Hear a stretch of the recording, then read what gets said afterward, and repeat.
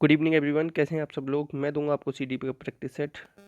आप सबका स्वागत है टीचिंग वॉरियर चैनल पर। बहुत सारे लोग कहते हैं सर टीचिंग वॉरियर का मतलब क्या है। मतलब कुछ नहीं है, टीचर्स ना एक वॉरियर से कम नहीं होता। टीचर भी एक बहुत ही अच्छा योद्धा होता है और हम लोगों को भी तो युद्ध लड़ना है ना, रीट निकालने के लिए, वर्ग 3 के लिए, आपके केबीएस के लिए। ये जो एग्ज़ाम है ना, अब ये एग्ज़ाम नहीं रही, ये युद्ध हो गया है। ठीक है, तो पहले क्वेश्चन से स्टार्ट करेंगे। देखो, मिलान वाला क्वेश्चन है। आपको ये पता होना चाहिए कि रेखीय अभिक्रमित अनुदेशन ना स्किनर ने दिया था। इसी को प्रोग्राम्ड लर्निंग के अंतर्गत आता है, ये मैंने कई बार बताया आपको। साखी वाला, देखो शाखा जो होती है ना उसमें डर लगता है, बहुत सारे तगड़े तगड़े लड़के आते हैं। और ये अवरोही किसने दिया था, ये दिया था गिलबर्ट ने। ऐसे याद रखो, गिल्ली ले गया तो रोने से फ़ायदा नहीं। समस्या समाधान बताया सुकरात ने दिया है। और आपका ये समस्या समाधान तो दे ही है, इतना ही याद रख लो। तो आंसर क्या हो जाएगा, पहले का 4। नेक्स्ट, कठिन शब्दों को वाक्य में प्रयोग की दृष्टि से पढ़ाने के लिए उपयुक्त क्या है। तो एक चीज़ याद रखना, कभी भी इस तरीके से ऑप्शन आ जाए, आप ये चेक करना कि आप किसका एग्जाम दे रहे हो। आप प्राइमरी का दे रहे हो 1 to 5, तो आंसर लगा के आना है इसमें प्राथमिक। आप अगर 1 to 8 का दे रहे हो तो उच्च प्राथमिक लगा के आना। मगर ये डिपेंड किस पे करेगा, आपके एग्जाम पे करेगा कि आप किसका एग्जाम दे रहे हो। इस तरीके का क्वेश्चन आ जाए तो आंसर हो जाएगा डी। बिना पढ़ा लिखा भी ना अगर ये बात बता दी जाए तो वो भी करके आ जाएगा इस क्वेश्चन को। तो आप लोग तो फिर भी इतने होशियार हो। परंपरागत आरंभिक शिक्षण क्या था, स्वरों का प्रयोग या व्यंजनों का प्रयोग। और देखिए यहाँ लिख रहा है स्वर और व्यंजन का प्रयोग। जब मैंने बताया है कि 1+2 इसमें अगर आ जाए, ये दोनों इसमें ही आ जाए, तो आंसर क्या होता है, हमेशा सी होता है। ये याद रखो, ये ट्रिक्स हैं जो मैं बता रहा हूँ। देखो, मौखिक रचना के रूप में क्या नहीं है, मौखिक क्या नहीं है, वार्तालाप मौखिक होता है, वाचन मौखिक होता है और भाषण मौखिक होता है। अब ये जो जीवनी है ना, इसमें कैसे कह सकते हो, ये तो लिखित होती है। आंसर क्या हो जाएगा, सी। ठीक है, और देखो जीवनी दो तरीके की होती है, एक तो होती है बायोग्राफी, एक होती है ऑटोबायोग्राफी। जब आप खुद लिखते हो अपनी जीवनी तो उसे आप ऑटोबायोग्राफी कहते हो, और जब कोई दूसरा लिखता है ना आपके बारे में तो उसे बायोग्राफी कहते हैं। नेक्स्ट,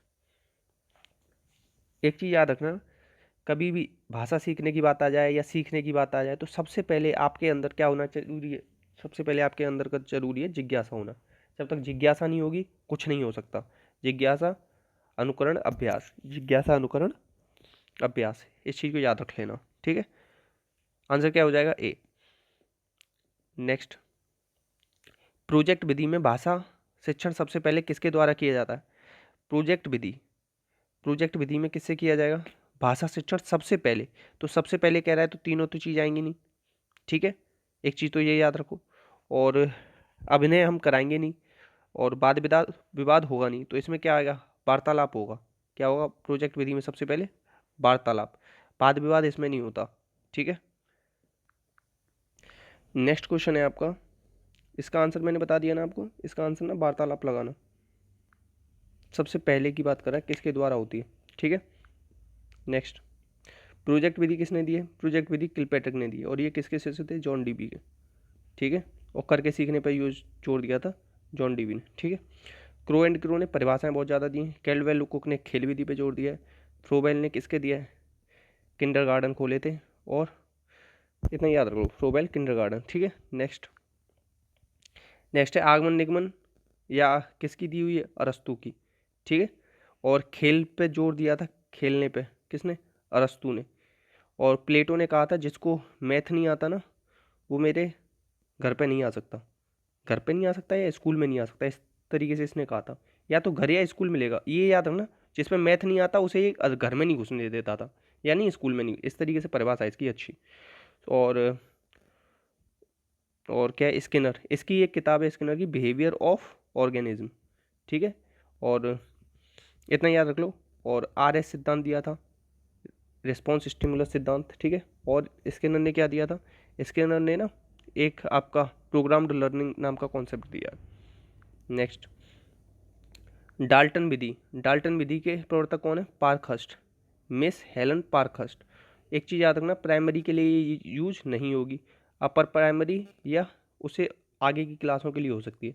तो 5 साल का बच्चा प्राइमरी में होता है तो ये तो होगी नहीं, ये भी होगी नहीं। आंसर हो जाएगा आपका बी। ठीक है, नेक्स्ट, प्रश्नावली और प्रश्नोत्तर विधि के प्रवर्तक कौन है। प्रश्नावली वुडवर्थ ने दी थी, प्रश्न के साथ अगर आपको उत्तर मिल गया तो शुक्र है। इस तरीके से आपको याद कराया था, आंसर हो जाएगा ए। नेक्स्ट, बालक के मस्तिष्क में भाषा क्रम बनाने के लिए सबसे सही क्रम क्या है? तो सबसे पहले उसे क्या है, सुनेगा नहीं, सबसे पहले वो देखेगा। क्या आएगा? देखेगा। और सबसे आखिरी में क्या आएगा, उसे भाव आएगा। क्या आएगा? भाव आएगा। ठीक है, याद रखना।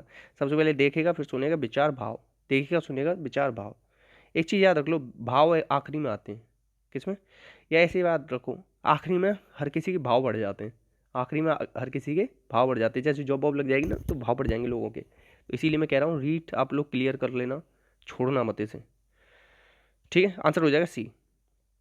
नेक्स्ट, भाषा की दक्षता का विकास उपयोगी किसमें उपयोगी? देखो, अर्थग्रहण, अभिव्यक्ति, दोनों कितने अच्छे ऑप्शन हैं, मतलब कितने शब्द अच्छे शब्द हैं। आंसर हो जाएगा ए। नेक्स्ट, निदानात्मक। देखो, निदान किसके लिए करते हैं? पहचान करने के लिए कि बच्चों को क्या कमजोरी है। निदान के बाद क्या करा जाता है? उपचार। तो मुख्य उद्देश्य क्या है? कमजोरियों का पता लगाना। क्या होगा? कमजोरियों का पता लगा। उपलब्धि स्तर को ना हम किस में बढ़ाते हैं? उपचार करके बढ़ाते हैं। तो अध्ययन में छात्रों की रुचि, अरे ये सब नहीं, कमजोरी कहीं दिख जाए ना और निदान दिख जाए, तो दोनों को लगाया। निदान कमजोरी से रिलेटेड है, पता लगाने से। नेक्स्ट, कुछ विद्यार्थी स्वर संधि बनाने में बार बार गलती कर रहे हैं। किस में कर रहे हैं? स्वर संधि बनाने में। तो शिक्षक को क्या सुधार करना चाहिए? देखो, शिक्षक को पता चल गया ना किस में दिक्कत है? स्वर संधि में। तो निदान तो करेंगे नहीं, निदान से तो पहचान करते हैं, तो पहचान तो पहले ही हो गई कि स्वर संधि में दिक्कत, तो ये तो होगा नहीं। अभिभावकों से शिकायत करते नहीं, फिर उसका क्या करते हैं? उपचार। एक बार आपको ये पता पड़ गया ना कि गलती क्या हो रही है, कहाँ पे सुधार करने की जरूरत है, तो फिर आप उसके बाद उपचार करेंगे। नेक्स्ट, उपचारात्मक शिक्षण की आवश्यकता होती है। किसके लिए आवश्यकता होती है? दृष्टि दोष वाले होशियार होते हैं खूब। कक्षा स्तर के अनुकूल प्रगति न कम करने वाले और कमजोर बच्चों के लिए। बिल्कुल सही बात है, आंसर क्या हो जाएगा इसमें आपका बी। जो आपका कक्षा स्तर के अनुकूल प्रगति नहीं कर पा रहा है, जो कमजोर बच्चा है ना, उसके लिए करते हैं। दृष्टि दोष वाला मतलब आंखें से कमजोर है वो, उसे उपचार की आवश्यकता है, ये नहीं कह सकते आप। ठीक है, नेक्स्ट। अच्छा देखो, ये कुछ क्वेश्चंस लिए हैं मैंने एक किताब मंगाई है उसमें से। ठीक है, बता देता हूँ सीधे। इसमें से शिक्षा मनोविज्ञान उपयोगी नहीं है। शिक्षा मनोविज्ञान किसमें उपयोगी? देखो, एक चीज़ आता है, शिक्षा मनोविज्ञान ही कह रहा है, केवल मनोविज्ञान की नहीं कह रहा है। ठीक है, अब देखो, बालकों की मानसिक अवस्था का पता लगाने में सही बात है, शिक्षण विधियों के चयन में सही बात है, छात्रों को विपरीत करने में सही बात है। अब जो है पशुओं में प्रयोग करने में, ये क्या होता है? ये होता है पशु मनोविज्ञान। ये मनोविज्ञान अलग तरीके का है, और पशु मनोविज्ञान के जनक कौन है? आपके थॉर्नडाइक। ठीक है, ये अलग चीज़ है, इसीलिए उन्होंने कुछ एनिमल इंटेलिजेंस करके भी किताब लिखी है। आंसर क्या हो जाएगा? 4, क्योंकि शिक्षा मनोविज्ञान में 3 चीज़ें आती हैं, ये नहीं आती। नेक्स्ट, शिक्षा मनोविज्ञान के क्षेत्र में क्या नहीं आता? औद्योगिक विकृत असामान्य आता है, राजनीतिक मनोविज्ञान नहीं आता। लैटिन शब्द साइको का अर्थ होता है मन, नहीं, आत्मा होगा। क्या होगा? आत्मा होगा, इसका अर्थ हुआ आत्मा। सबसे पहले हमारा ये जो साइकोलॉजी था, किसका अध्ययन था? आत्मा का ही तो था, ऐसे याद रख लो। इसमें से किस क्षेत्र में मनोविज्ञान के अंतर्गत नहीं आता है? औद्योगिक आता है, पशु आता है, अब आपका असामान्य मनोविज्ञान आता है, आर्थिक मनोविज्ञान नहीं होता कोई भी। ठीक है, कौन सा नहीं होता? आर्थिक। नेक्स्ट, शिक्षा मनोविज्ञान के अंतर्गत शिक्षक को इसलिए करना चाहिए, शिक्षा मनोविज्ञान का अध्ययन किस लिए करना चाहिए? ये इसलिए करना चाहिए कि शिक्षण को अधिक प्रभावी बना सके। क्या? शिक्षण को अधिक प्रभावी बना सके। नेक्स्ट, वर्तमान समय में मनोविज्ञान क्या है? ये आप व्यवहार का अध्ययन ही तो करते हो, और व्यवहार का अध्ययन व्यवहारवाद किसने दिया था? बार्टसन ने। और व्यवहार शब्द किसने दिया था? मैकडूगल ने। ठीक है, और चेतना की बात कौन करता है? बुंट करता है। और इसके शिष्य कौन थे? टिचनर। कौन थे? टिचनर। ठीक है, याद रखना।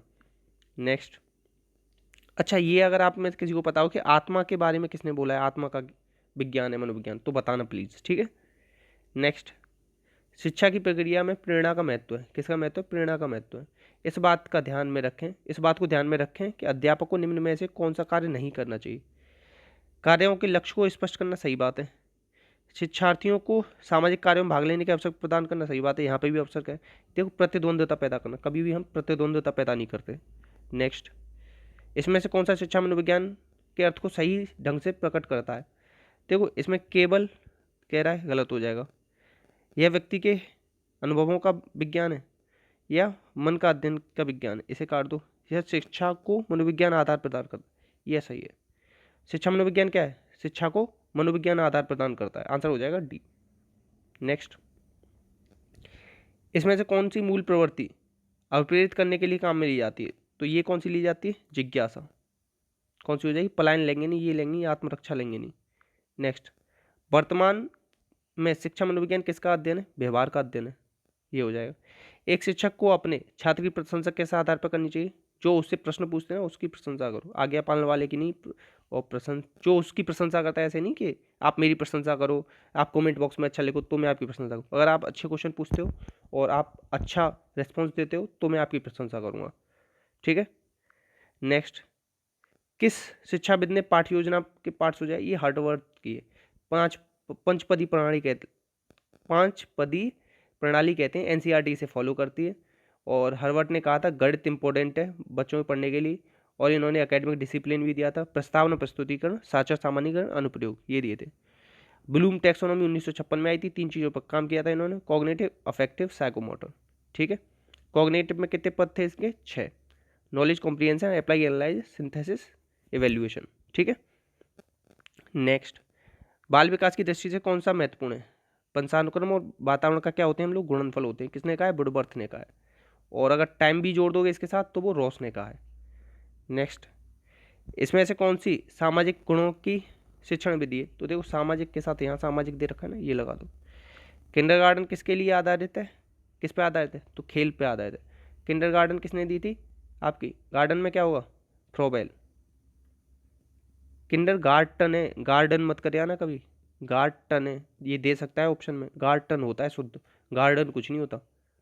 नेक्स्ट, शिक्षा मनोविज्ञान अध्यापक की कैसे मदद करता है? जब लापरवाह बना देता है, गलत बात। दर्शन और सामाजिक के प्रति उपेक्षित बना देता है, गलत बात। देखो, वह अध्यापक के अधिगम के नियमों को वैज्ञानिक दृष्टिकोण प्रदान करता है। आंसर हो जाएगा डी। अपने शिष्य के संवेगात्मक विकास के लिए अध्यापक को क्या करना चाहिए? अपने शिष्य की शरारत के प्रति प्रेम का रवैया, गलत बात। कुछ चुनिंदा शिष्यों के लिए करना चाहिए, गलत बात। हड़पने की कोशिश करनी चाहिए, गलत बात। माता पिता का स्थान हड़पने कह रहा है। अपने शिष्यों के प्रति प्रेम और स्नेह को विकसित करे। आंसर हो जाएगा बी। नेक्स्ट, शिक्षा मनोविज्ञान किसका अध्ययन करता है? ये अध्ययन करता है मानव व्यवहार का। किसका? मानव व्यवहार का। व्यवहार का आजकल चल रहा है मनोविज्ञान, ठीक है। 19वीं शताब्दी से, 19वीं 20वीं से, ठीक है। 19-20 बोलते हैं इसे, 19-20 से चल रहा है। किसका? व्यवहार का। इसमें से कौन सा कथन सही नहीं है? तो सही नहीं है वो बता देता हूँ मैं आपको, कि शिक्षा मनोविज्ञान हमको शिक्षा के उद्देश्य प्राप्त करने के तरीके नहीं बताता। इसमें नहीं आ गया इसलिए काट दो, सही नहीं है। अच्छा, सही नहीं है तो मतलब क्या गलत है? तो ये शिक्षा मनोविज्ञान हमें उद्देश्य प्राप्त करने के तरीके बताता है ना, तो आंसर हो जाएगा ए। शिक्षा मनोविज्ञान में अधिगमकर्ता के विकास के विभिन्न स्तरों पर हमको उसकी योग्यताओं सीमाओं से परिचित कराता है। ये तो सही बात है, सही नहीं पूछा है। शिक्षा मनोविज्ञान की क्रियाएं केवल कक्षा तक सीमित नहीं, सही बात है। शिक्षा मनोविज्ञान अधिगम के सिद्धांतों को स्थापित करता है, सही बात है। ये तीनों सही बात है, ये इसमें नहीं पूछा था, आंसर हो जाएगा ए, ठीक है। प्लीज़ शेयर कर देना, अच्छी लगे वीडियो तो लाइक कर देना, कमेंट करना अच्छा सा, प्लीज़ शेयर जरूर करना। अपना, अपनों का ध्यान रखना। जय हिंद, जय भारत।